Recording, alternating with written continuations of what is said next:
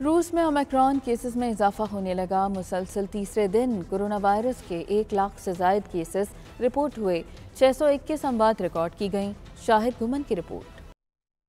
روس میں ایک ہفتے کے دوران کورونا کیسز کی تعداد دگنی ہو گئی ہے۔ ماسکو حکام کا کہنا تھا کہ بڑھتے ہوئے اومیکرون ویریئنٹ کی وجہ سے لاک ڈاؤن لگانے کا بھی کوئی ارادہ نہیں، جبکہ سینٹ پیٹرز برگ میں 28 جنوری سے 13 فروری تک کھیلوں، ثقافتی اور تفریحی اداروں پر پابندی لگائی جا چکی ہے۔ روس کے کنزیومر ہیلتھ کے سربراہ انوپو پووا کا کہنا تھا کہ روس میں اومیکرون ویریئنٹ سے متاثر ہونے والے 70% ایسے مریض ہیں جنہوں نے کورونا ویکسین نہیں لگوائی۔ اطلاعات کے مطابق گزشتہ 24 گھنٹوں میں روس کے 60 شہروں میں اسپتال میں داخل ہونے والوں کی تعداد میں اضافہ ہوا ہے، جبکہ 25 شہروں میں کورونا کیسز میں کمی آئی ہے۔ کورونا وائرس کے سرکاری اعداد و شمار کے مطابق روس میں گزشتہ 24 گھنٹوں کے دوران 1,24,070 نئے کیسز رپورٹ ہوئے، جبکہ 621 افراد جان کی بازی ہار گئے۔ ماسکو کے میئر سرگئی سوبیانین کا کہنا تھا کہ دارالحکومت میں کم از کم مزید 2 ہفتوں تک کورونا کیسز بڑھنے کا خدشہ ہے۔ شہریوں کو احتیاط کرنا ہوگی۔ شاہد گھمن، 92 نیوز، ماسکو، روس۔